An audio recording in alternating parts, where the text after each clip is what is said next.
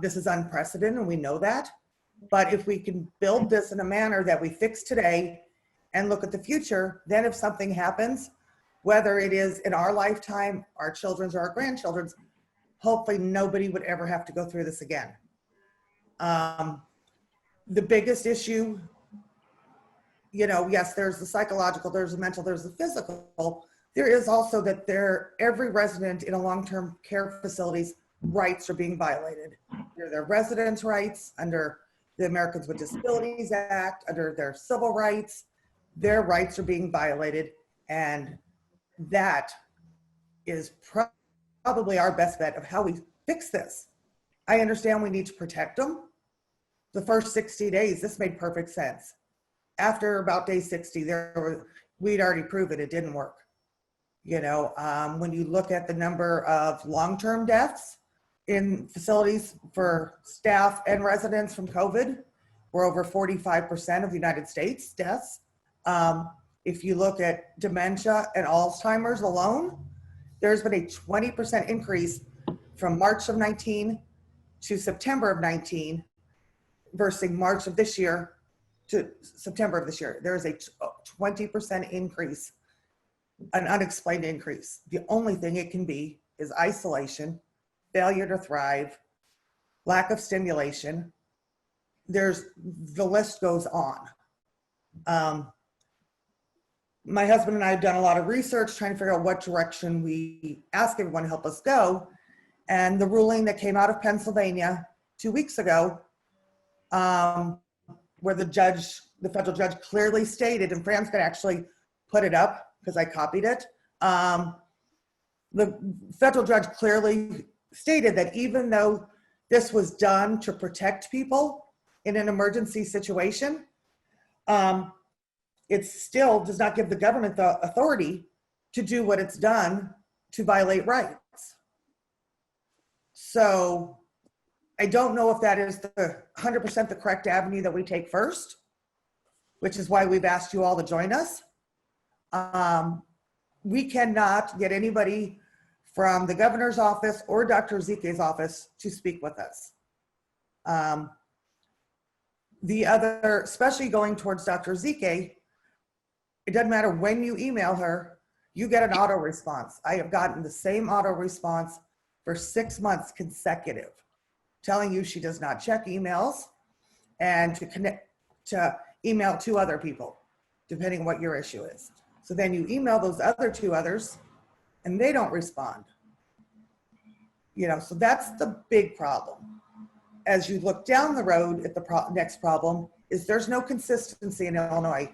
Fran, will you take the screen back up for me? County to county, there's no consistency, even inside of counties. And my county is the perfect example. We are in Clinton County. On one Friday, my son's facility told us, no, we can't do outside visits because of the county positivity rate. And that's what the health department told them. 2 other facilities, one is Murray Center, I know was open for outside visits. So was Trenton Village, which is an assisted living. And then I know that Breeze Nursing Home was closed because they were told, because of the positivity rate, no outside visits. And we're all in one county. So if you can't even get a county to agree through your health department, how do we get the state to even come close? You know, that's probably the best gist of what I can give you, what our issues are. On Friday, a bunch of us are going to Springfield. Peggy is going to kind of fill you guys in on that, and then we'll work down from there. I know you're here somewhere, Peggy. Yeah, no, I'm here. Yeah, so Friday we're gathering at the Capitol at 11 a.m. for a rally / protest. So, excuse me, we did one a couple Sundays ago at Daily Plaza. We had a small turnout, but it was still, you know, whatever. Everybody that was there will agree that, you know, it was a great experience. You have to start somewhere, so I'm hoping we get more turnout this Sunday. But yes, we will be there. This Friday. Or this Friday, I meant, yeah, sorry, this Friday. So at 11 a.m. And when we get off this call, I'm going to repost to the Illinois group as a reminder, and hopefully more people will see it and more people will join us to continue to bring awareness to our cause, our situation. So Terry, for a minute, is it okay if Courtney from WCIA records some of this to possibly get our story out? please, Well? please. Okay, Courtney. Thank you. Yep. Mhm. So this is what we will be, as the banner that will be with us on Sunday or Friday. Now you got me confused, Peggy. Sorry. Sorry. We are going to be contacting as much local media as we can prior to Friday. That's my job for today. Like Peggy said, any attention we get is better than no attention right now. CMS, Center for Medicaid and Medicare, I'm going to try not to use acronyms if I can help it, issued new guidelines last Thursday. The guidelines are, in families' opinions, unsatisfactory. They leave too much wiggle room for the facilities and for the states. To say that a compassionate caregiver can fall under these guidelines, but use your judgment doing person-centered care. Your judgment might say, oh yes, this person lost that, I agree, but the next person's judgment might not. Then we have been told Illinois Department of Public Health is supposed to be issuing new guidelines any day. And I've been told that for 2 weeks consistent now. But we, first of all, don't even understand how, if CMS issues guidelines, why does the state go and issue their own guidelines? And who supersedes who? And how does that work?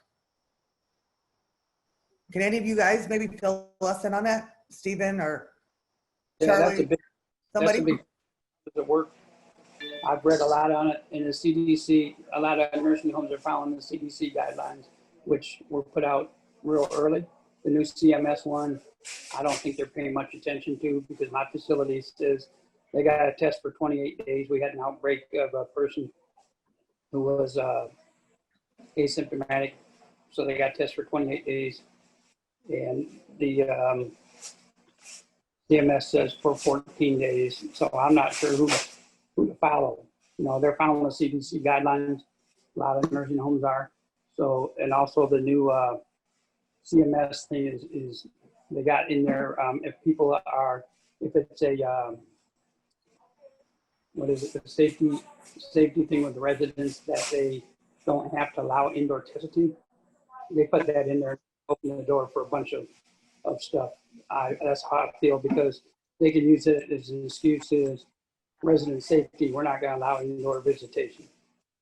And so a lot of nursing homes are going to use that, especially the Medicare corporate and all that. They're going to use that to not allow people to come in.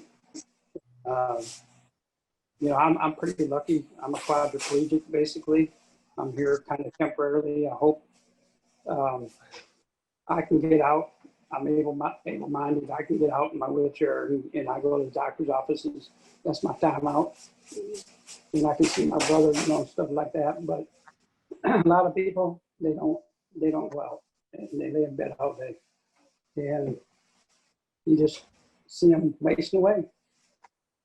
Well, and that's exactly what it is. People are wasting away when we talk about inconsistencies between counties, facilities, state. I've been asking for 2 weeks, various different people for one set of guidelines. Can somebody show me what the guidelines are if a resident leaves the facility, whether they're going to a doctor's appointment or they're going out with their family? Because we can all tell you in this group, we've all been told different scenarios. We have 90-year-old people that are refusing to go to the doctor because they've been told they'll be quarantined for 2 weeks when they come back. That's not true. Correct. It's not supposed to be. Can I ask? This is Terry Bryant. Can I ask a couple questions? Sure, please. I'm not sure if Yeah, okay. So first, of the gentleman who was just speaking, I think you were ready to say that it's not true. So I'm curious. I know that my daughter she was the director of nursing at a long-term care facility in Mount Vernon. She just totally left that field because she said she couldn't justify any longer a lot of the stipulations that are going on individuals. One of them happened to be in regard to a woman who wanted to go to her sister's funeral. So this lady was probably 85. The lady who died was around 90. If she left to go to the funeral, when she came back, she had to be quarantined for 14 days, although employees leave every day. They go out into the community, they come back, and they're only required to have their temperature taken. So that's one of my questions is, I have several here, so let me say them and then I can get off of here for a minute. One is, I'm hearing from the gentleman that spoke earlier that is not a requirement at his facility. So how often is that a requirement? That's my first question. Two is, you have this rally scheduled on Friday at 11. What is your ultimate goal in that? I would like to help assist in getting you a meeting with part of the administration, if that's something you think you would like to do. I'd have to start working on that today, but would you have a small group of individuals who could meet with them? That's the next thing. And then let me just tick down a couple things that I've already asked IDPH for. And in my last conversation with them, because it was interesting that you said that they keep saying that they are getting ready to release some new guidelines. The last guidelines that they released, they'd been saying that they were going to release for over a month. Every time I talked to them, my last conversation with them about 2 days before they released them went kind of something like this. I'm sick of hearing that you're about to release them. Today is nut cutting day. So today is the day you're going to have to get these released. And then I threatened to go to the media with some stuff. And then we kind of dialed things back a little bit when they released those, but these were the things that I was asking for. The ability for individuals to eat more often in the dining room. At that point, they had not been allowed to eat in the dining room at all in many, many facilities. I think that's opened up a little bit. Hairdressers and hygiene professionals available in some facilities. I think that is still not happening. Visits, obviously visits from the family are a big deal. Also compassionate caregivers access. I don't think that's happening yet. Still asking for that.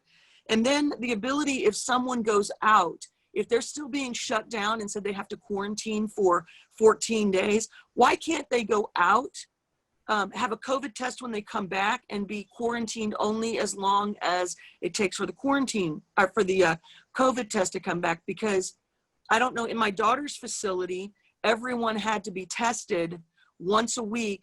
All staff and all residents have to be tested once a week. So that seems to be happening. And then the last thing is this. I have suggested to multiple people, and I brought in the former director of the Department of Aging, Jean Bonhoff, in trying to find an attorney that might be willing to litigate on the issue of age discrimination. And I think we have to go to Chicago to find an attorney that might be willing to do that. So that's a lot of stuff packed in there, but I want to be sure I got that in case anybody has to get off the call. Okay, so let me answer the gist of what I know from investigating with people. Like my son's facility, if we go to a doctor, as long as a staff person is with us and they can verify that he was socially distanced and had a mask on, we have no quarantine. I brought him home the first weekend of July because I had had enough and I wanted to see my son, and he had to quarantine for 14 days. You are correct. Staff comes and goes. Staff is who brings the virus in the building. I'm sorry, nobody else could. The residents were not out. You know, we had our first case on May 9th. The residents hadn't left the building since March 9th. So you have that scenario. You have, when you asked about communal dining, I know my son's facility is starting it minimally today. Most people are being told, oh, we didn't see any guidelines from CMS. We don't know what you're talking about. They are and it's not even just Illinois, it's across the nation. Everybody's trying to pass the buck. And like I said in the beginning, yes, this is discrimination. It's age discrimination. It's discrimination against those that are disabled. A lot of people don't realize that there is also a pediatric setting of this in every state. There are children in long-term care. I talked to a mom 3 days ago who had not physically been allowed to touch or see her son from more than 6 feet away in over 6 months. And he was 13 years old. None of this is acceptable. Would one of the ombudsmen kind of jump in and help Terry with some of those after that? Well, wait, can I say something quickly? Just because reading the guidelines to the meeting, I mean, those are a lot of questions, and I think actually some of those have already been out there for a long time and answered. And I mean, I feel like we might be getting a little off track, and not to say everybody's questions, because Carrie, I know you and I talked about this today before this meeting, where I mean, it's like we have these people on this call, and I think we need to take advantage of this right now, which I thought, you know, kind of the main purpose of the call is with, again, the people that are on is, you know, we're trying to figure out whether it's a task force. You know, I think our main thing that we're trying to achieve here is to be able to get essential caregivers and you know, visitation and essential caregivers. I mean, there's so much, but you know, if we sit here, I think we're going to lose, you know, some important people that are on this call. You are correct. Can I say something for just a second? I think we all could tell our story, and it goes on, and they're so very similar. Yep. And I think part of the problem is we're all talking about guidelines, and as long as they are simply guidelines, the facilities are going to be able to take their own spin on that. Yep. And when you're standing at the door and pleading with them to see your loved one because they decided today wasn't a good day for outside visitation, and they canceled it when you drove over there. My sister's driven 4 hours and then got to the door and told she couldn't do it. There's nothing you can do. You're helpless. And it's aggravating, it's frustrating. I've told my brother, it makes me mad, but mostly it just hurts my heart. But at the same time, I do believe that at this point, guidelines is as far as we're going to get, because this is so unprecedented.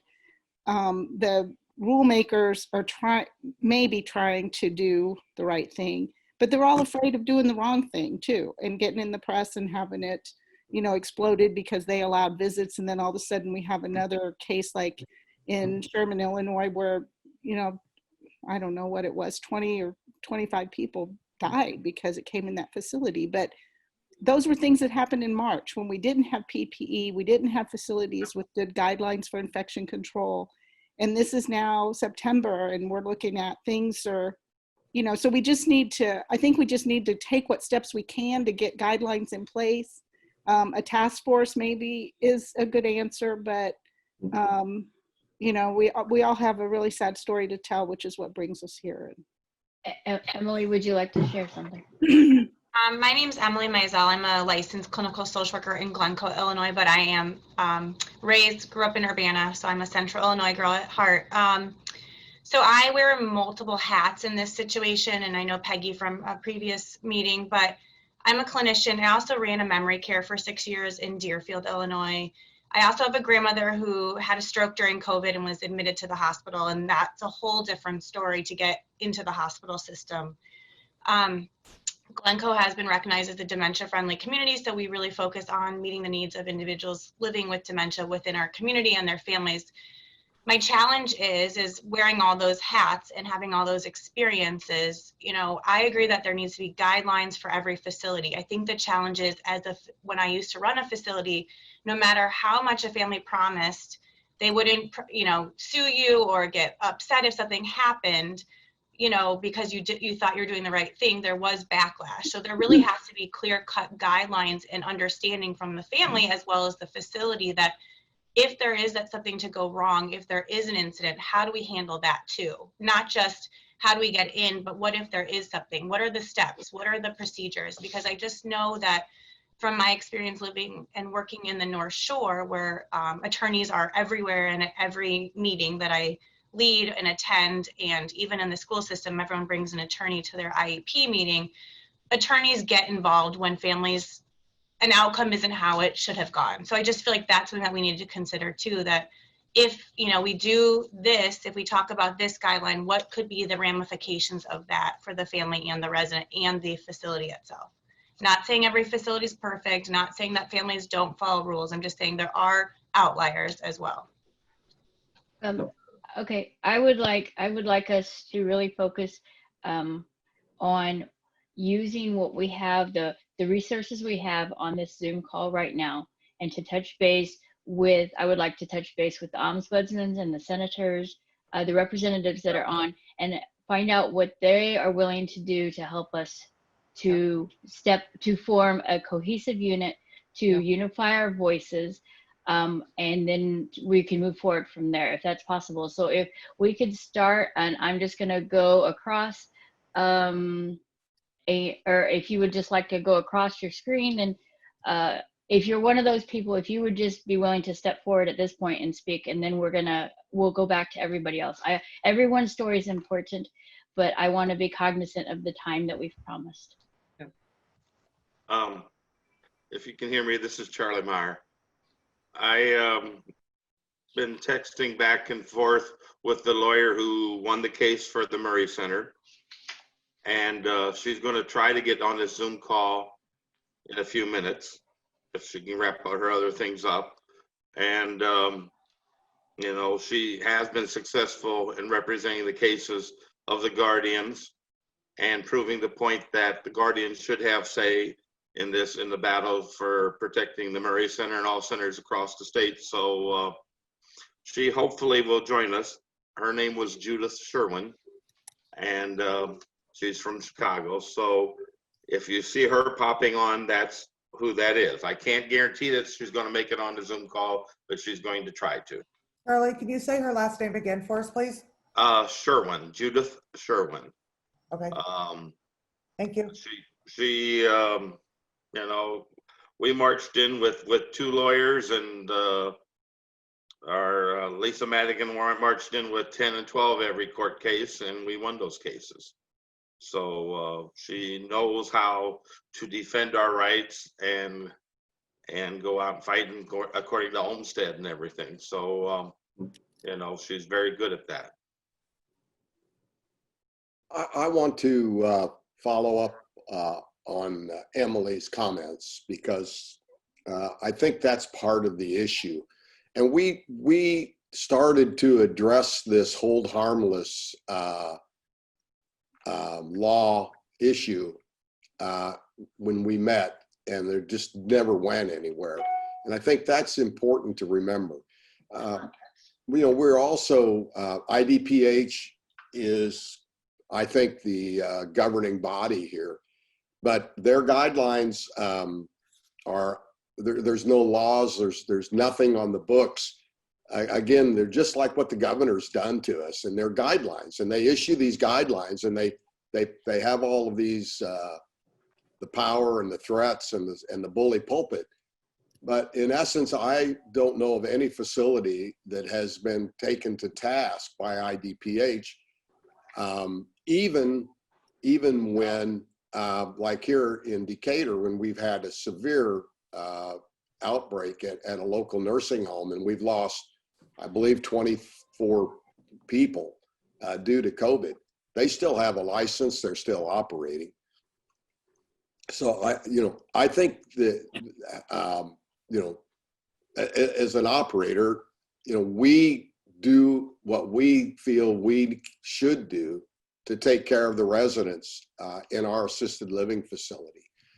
And if IDPH wants to come in and demand we do something else, then that's going to be between us and IDPH.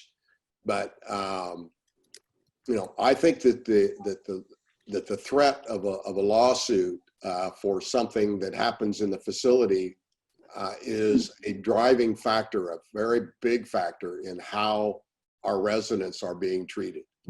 And that's an issue that we need to really address.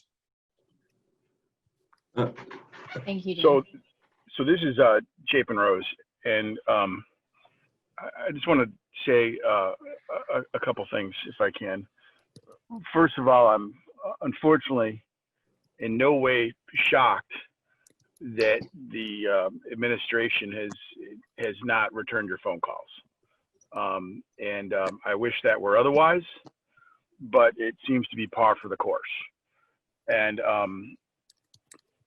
that said, I think you've got enough firepower, legislative firepower on this call that we could at least try to set up a meeting with the appropriate people. I know Representative Bryan offered that. I sort of heard that from the other speakers. I think that would be the best first step for you all constructively, is just to try to have the sit down. I will tell you that I would appreciate it. The first speaker, and I apologize, I don't know your name, but you had some interesting, you had some great statistics, and then you also referenced the Pennsylvania court decision. If you could forward those to all of our offices, that would be very helpful for us as well. Finally, okay. I wanted to just point. Your emails are in the chat for me. Yeah, what might be better is if you guys gave us one central place and we could all contact you directly. I will post my email right now in the chat. Yeah, otherwise you're going to be chasing 20, you know what I mean? Yes. Yeah. Landon, will you grab that? Because I'm in the car. And then the other point, the last point I want to make is, and I don't want to rip the scab off the wound here, so I apologize in advance, but the story that was told about the 90-year-old who refused to go to a doctor's visit because he was afraid of being quarantined for 14 days, this is my entire issue with where we're at right now. Everybody understands, everyone on this call, Democrats, Republicans, Greens, whatever, independents, everybody understands the need to protect hospital bed capacity. Everybody gets that. But at this point, the governor's failure and refusal to listen to anybody else is causing a whole host of other harms, real harms, physical, emotional, run the gamut between the two. And, you know, all we need is somebody to sit down with us and say, hey, listen, this isn't working the way you envisioned. Here are some of the other problems that are being caused. Let's figure out how we protect the safety of our residents from getting COVID, but limit the number of ancillary negative impacts that are happening, not because the resident has COVID, but because of COVID overall. And those negative ancillary impacts are all over, and it's not just this population. My wife works in developmental disabled community as an occupational therapist. Developmentally disabled people are not getting the treatment they need. Some of them are long-term care facilities, some of them aren't. But the bottom line is they're not getting the treatment they need either because of the rules that have been put in place. And, you know, we have to find the healthiest balance that we can between, you know, preventing, you know, infection, which is impossible. I mean, that genie's out of the bottle. We're not going to stop all infection. So we have to find the balance between that and higher suicide rates, higher drug abuse rates among kids, cancer rates. This is nothing to do with this. I had a 27-year-old woman in my town that got stage 4 cancer last month because her appointment was canceled for COVID back in March. And by the time she got in May, it was stage 4. Well, look where she's at. You know, we have to find a better balance. And so I'll get off my soapbox now. And to the extent it's helpful, I think all of us would be happy to try to arrange a meeting with the governor's administration. Although frankly, given his lack of willingness to listen to anyone other than the same groups of scientists who he keeps claiming he's listening to without ever identifying them, I don't know how well it'll go, but that would be the first step. Thank you. So there's a lot to unpack here, and want to after we get off this meeting, I'm going to share contact. My background is messing with it, but I'm going to share contact information for all of the regional ombudsman programs throughout the state. So, you know, Terry, I know you had a lot of questions. I think everyone here has a lot of questions and concerns. And so the best place to go is going to be, or at the very least for direction as to where to ask the questions, is going to be to your local ombudsman program. I think the new guidelines that came out they don't go far enough, but they are so much better than what we had before. And one of the things that this does is it does reinforce a person-centered approach, and it expands some of the definitions and clarifies several things that were issues before. That said, it doesn't go far enough, and there are way too many loopholes. And so, you know, I think CMS is on the right track. I've been hearing the same thing that everyone else has been hearing about IDPH's guidance, that it's coming soon, and you know, we don't know when that's going to be. I think, you know, there were questions about consistency within the county, consistency from area to area, and at the beginning of the lockdown, we had a statewide approach to everything, and you know, for Chicago to be locked down, that made sense. For my area in West Central Illinois, we didn't have COVID at the time, and so we could have easily gone another month without being locked down.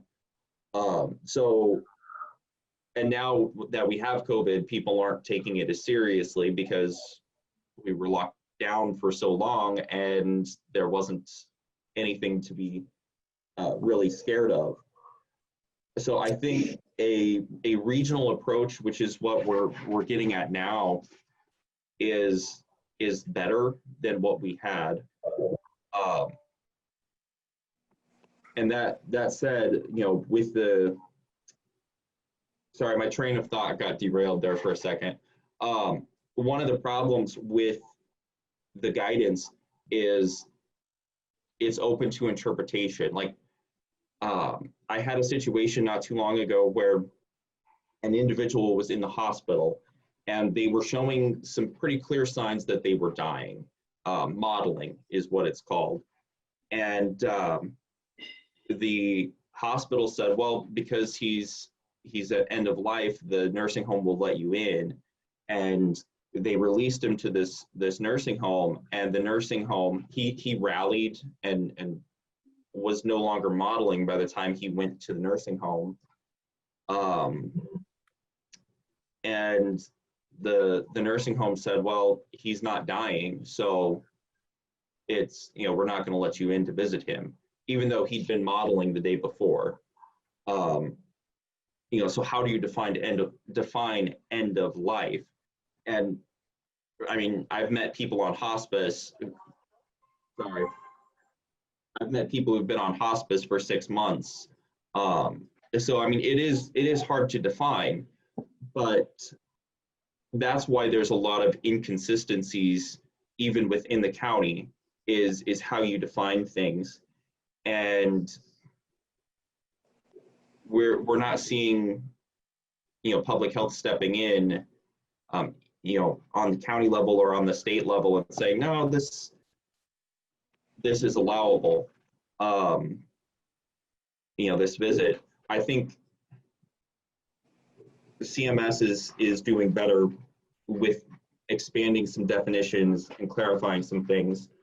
I think, and this forum is perfect, one of the things that Pennsylvania has is a statewide family council. And I think if we work and make this group a regular group, talking about issues, discussing things, I think that's going to be a powerful, incredibly powerful forum. And then finally, and we had a phone call as ombudsman with public health not too long ago, and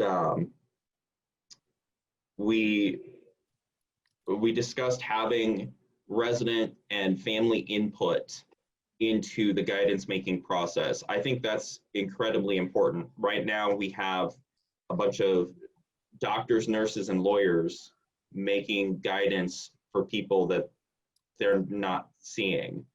And I feel that we need to have families and we need to have residents in the guidance making process, so that their voices are heard.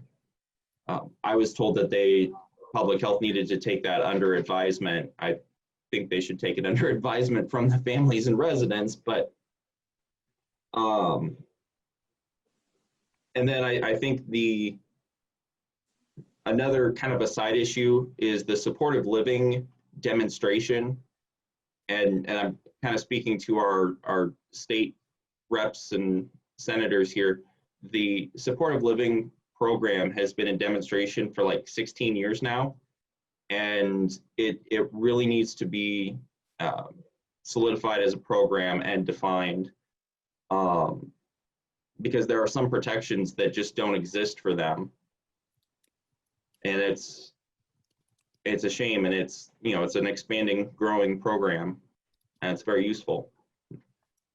That's kind of my 2 cents. Thank you, Steve. Are there any other ombudsman or state representatives that would like to share that haven't shared at this moment? My name is Jason Francis. I'm a long-term care ombudsman, and as some others have alluded, that the CMS guidelines are somewhat vague. However, at this point, that's the only thing that I, as an ombudsman, I'm able to go on at this point until there's legislation or some type of law that's brought down either from a state or federal level. But I do think, the guidelines that are in place at this point, they're better than what there were, but I do realize that it is somewhat vague, but at least it gives me something to go on. As an ombudsman, I'm resident directed, so I just take my orders from the resident and go from there. Okay. Thank you, So Jason. let me ask a question that in a sense will affect everybody, and both of the ombudsmen can answer. Like in my case, my son has an ISP, which I know has some legal weight behind it of what is supposed to be done day to day, because it's the same as like what an IEP was.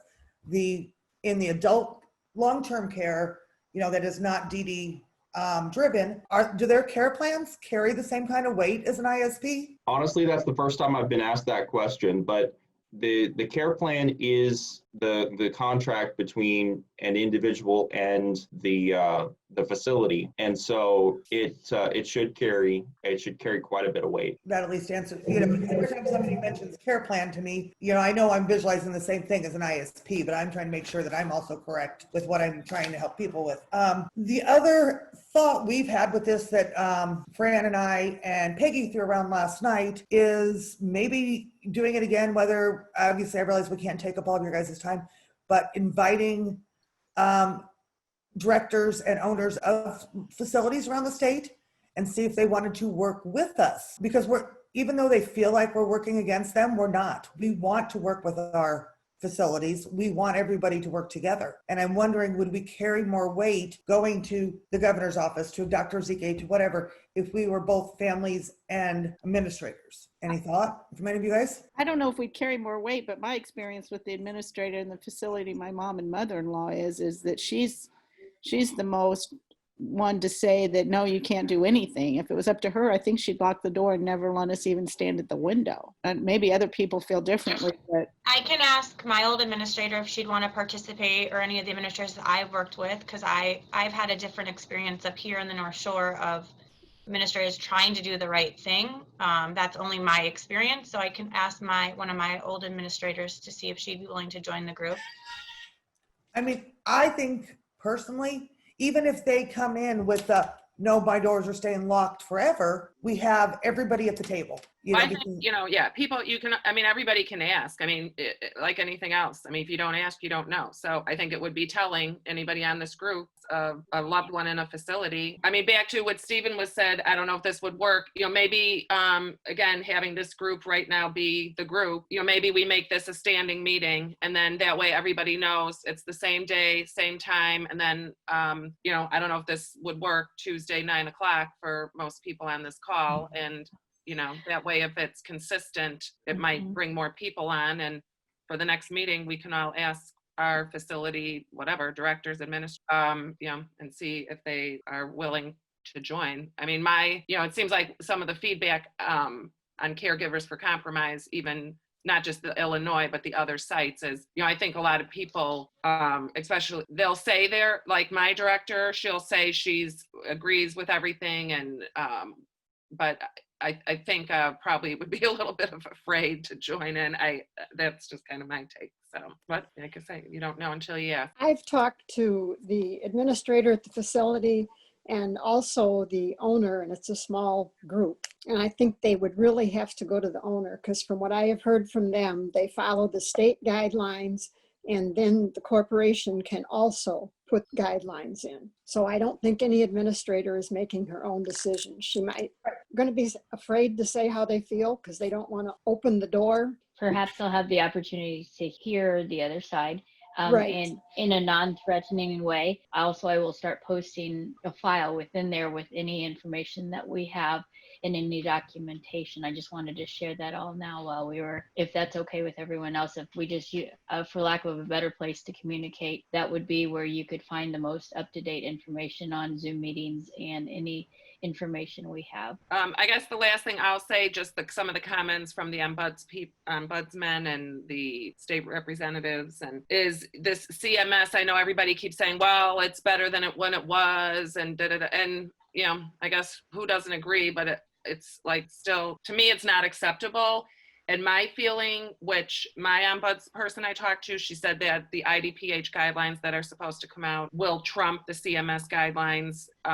It should be similar. And so I don't know if they're going to use this person-centered approach. My feeling, I mean, this is just my opinion, I don't think the person-centered approach is going to work. I don't think it works for what Caregivers for Compromise is about, which is because the reason it's not going to work is because the second COVID, there's a case, whether it's 14 days, 28 days, whatever it is, then it's going to be shut down again. So my feeling is, what I think we need to continue to fight for is, yes, I mean, visitation, you know, for obviously we all want, and, you know, different people to be able to visit, but I still think we need to fight for an essential caregiver, whether it's one or two, because once now all of a sudden flu season, it's always going to be something. And we need to have in place, no matter what happens, just like Florida, then the governor mandated it, you will always have one or two people that can get in to their loved one, no matter what. It doesn't matter what COVID, if the whole county is in an outbreak, then you know what,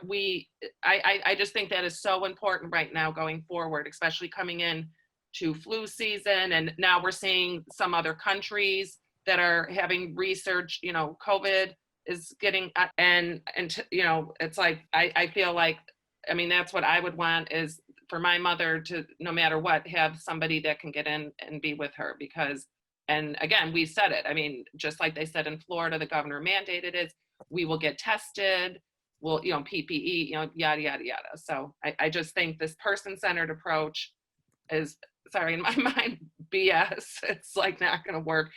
And yeah, and then back to the inconsistencies, agree 100%. I think that's why this has to get to the governor, IDPH, whoever, until we can get a mandate. And then exactly, that's all this is going to be, inconsistent, and people are, the facilities are going to do what they want. So anyway, so that's the last of my 2 cents. You know, and if you go back to, like Terry said, okay, so if we get a lawyer, we go that route, I understand. Trust me, I've looked into it. I have had 10 lawyers that either won't call me back or have said thank you, but no thank you. Yes, this is, like I said, it's a violation of rights all across the board. That would be how we would fight it. But how do we exponentially get this done before we have another 20,000 deaths in this country alone, just for people with Alzheimer's and dementia? My son has lost probably 25% mobility, and for a 32-year-old person who fights to keep his mobility and, you know, has extreme issues and needs to be bearing weight every day, losing 25% is huge. So this is Chapin Rose again. I think you guys we need to get a meeting set with the administration. I mean, I think that's going to be far quicker than lawyers and everybody else. And if they don't go anywhere, then I think you don't have a choice. But I think we should try that route. And to your point about your son's loss of mobility, these are the devastating consequences that aren't being factored in. And you know, there's a calculus somewhere, and you know, right now there's only one variable that's being addressed, which is how many people have COVID.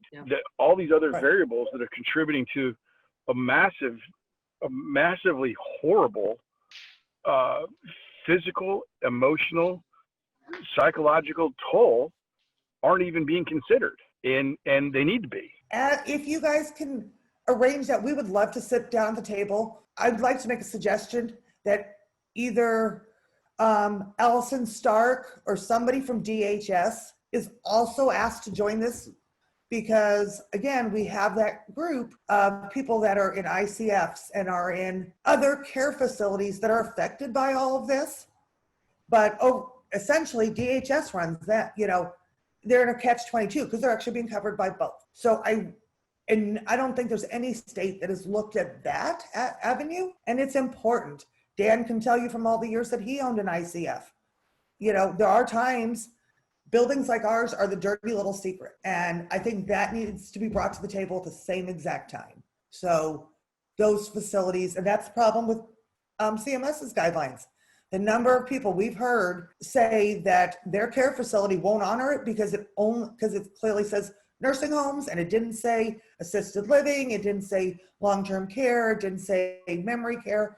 All these other facilities are trying to refuse CMS guidelines. So if I may step in real quick. So since assisted livings are private pay, they're regulated by the state. And so that will take state level action to create guidance for them and to enforce the CMS guidance. I mean, honestly, there are some laws on the books in Illinois that almost completely duplicate federal laws just so they'll apply to assisted living and other private pay sorts of arrangement. So that's where public health is going to have to come in. Thank you, Steve. Well, we're right at 10 o'clock, and I know you guys are all busy. One of the things that I think you ought to put on your radar is testing. You know, I think it would make life a lot better, a lot easier, a lot safer if we had a rapid test where an individual coming into the facility could get tested and have the results back in very, very short time, hours. They're doing it on college campuses now at EIU or at U of I and other places. There's testing that's been developed. We were promised these rapid tests by the governor.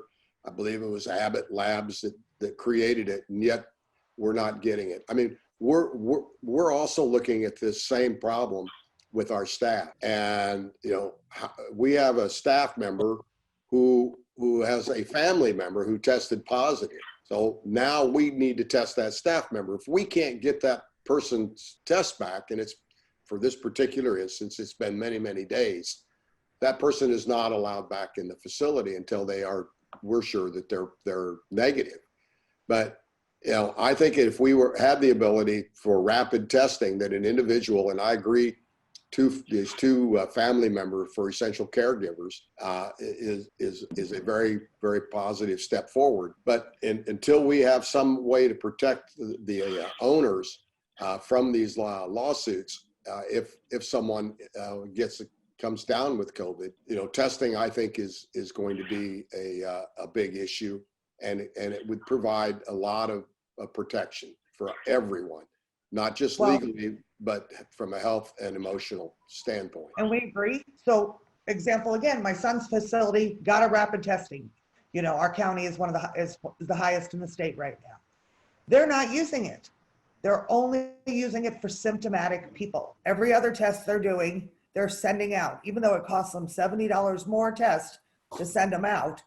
A, because they say it's more accurate, and B, they say because they're having a hard time getting the supplies for the rapid testing. So Let me 'cause that was make a let me make a suggestion. It's Chapin again, because we've got to get a meeting set up for this, but we're going to talk about rapid testing. The governor has $500 million at his disposal, virtually untethered, okay, no strings attached, from the federal taxpayers for COVID, all things COVID, okay? So if he could use some of that to get with the experts at the University of Illinois, I suspect you could probably create a system to rapid test nursing homes, ICFDDs, senior centers. Again, look, the places where I have a complete worry, and in all fairness to IDPH and DHS and everybody else, the whole reason they're as restricted as they are is because of the complete worry we all share for our senior population with exposure to COVID. So if you're going to take some of that $500 million, if I was governor, which I'm not, but if I was, I would give it to U of I and create a system of rapid testing for our congregate site around the state of Illinois, so that we can have that additional layer of protection. And and I would also throw our development disabled community into that as well. Particularly those who are on vents or trach tubes. Right. That would be, devastating to them as well to get for COVID, no matter what age. I think we need to add that to the list, but I need to jump off here. I know Landon in my office is going to stay on. I appreciate you all calling this. I'll be happy to do whatever part you want me to or not want me to. So we'll just leave it at that. we appreciate that. Judith, are you the attorney that they said might join us? Hi, good Hi. morning. Good morning. I'm sorry I came in the middle after No, you're fine. Charlie asked me, and yes, I am an attorney. I'd like to perhaps talk to some of the leaders of this group afterwards, after the call, just to get a better idea, because I missed the beginning. Just a little bit about me. I represent nursing homes. I've done so for many years.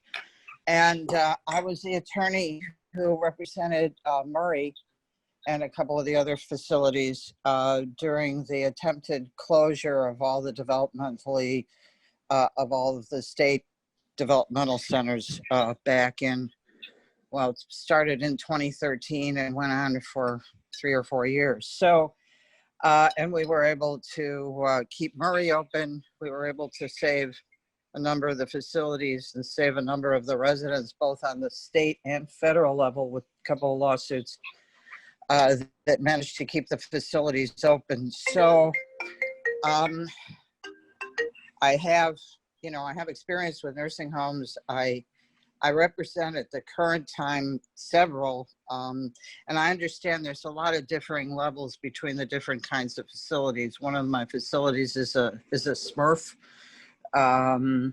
Couple of others are, ICFs and obviously a lot of SNFs. So I know about the different issues, and I'd like to have an opportunity maybe to talk with you guys separately. That would be very helpful, Judith. Thank you. Yep. So do any of you guys have anything else you want to say so we don't take up your whole morning? No? Okay. So I have posted my email and my cell phone number in the chat box. It's scrolled up some, but it's there. If everybody would shoot me an email with your contact information so we can compile it. Fran is our paperwork organized person. I send it all to her. She'll make me a nice list and we'll be great. Like we said, we will be in Springfield on Friday morning at 11 o'clock. I know for sure there'll be, we don't know, 10, 12, maybe 30. We have no idea. but we're going. And as I keep saying to everybody that I email between IDPH and DHS, we're not going anywhere. We will not give up. My son's life and everybody else's parents, grandparents, and children's life depends on us fighting. And I think it's important if even as we're doing this, and I've listened to each one of you speak and share your stories and share where you're coming from. The grassroots effort originally came from someone in Florida, but Caregivers for Compromise, it's not that we're wanting to have it all our way and telling the facilities we're not going to follow guidelines, because we love our loved ones so much that we're going to follow the guidelines to a T, and probably better than anyone else you could ever imagine. So I think it's important that always we keep in our mind that we want to fight, but we want to work as a team. We want to work and unify ourselves.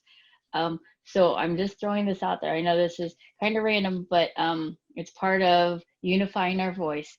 There are some hashtags we've created. I'm gonna post them in the comments in a bit.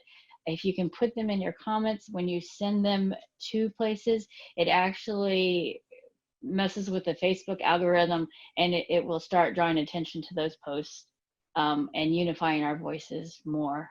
Right now, I think our main focus needs to be how to get 2 essential caregivers in, and then deal with the other stuff later. Because the most important thing to me right now is to be able to get in to see my husband and my sister. They're older. 6 months is a long time. Yep. Another 6 months, they could both be gone. I So agree. we can deal with the other stuff later, but to open the door to essential caregivers, to me, is the most important thing right now. I agree. Agree. 100% agree. Right. Agree. And whatever's going to get us there fastest, that's Yep. the route to go. 100% I agree. Nobody, they will not survive without us. That's just the end of it. Well, that's why I say this person-centered approach. I wouldn't even doubt if that's why they're doing it, because that's the out for them. It's like the second there's a COVID case, it's like then, nobody gets in. So COVID is and the fear of COVID is over everything else. That's the top consideration. And, there's more to life than that. exactly. 100%. Yeah. Yep. Thank you for sharing that. Yep. Does anybody have anything else they'd like to share before we close out the general session of this meeting?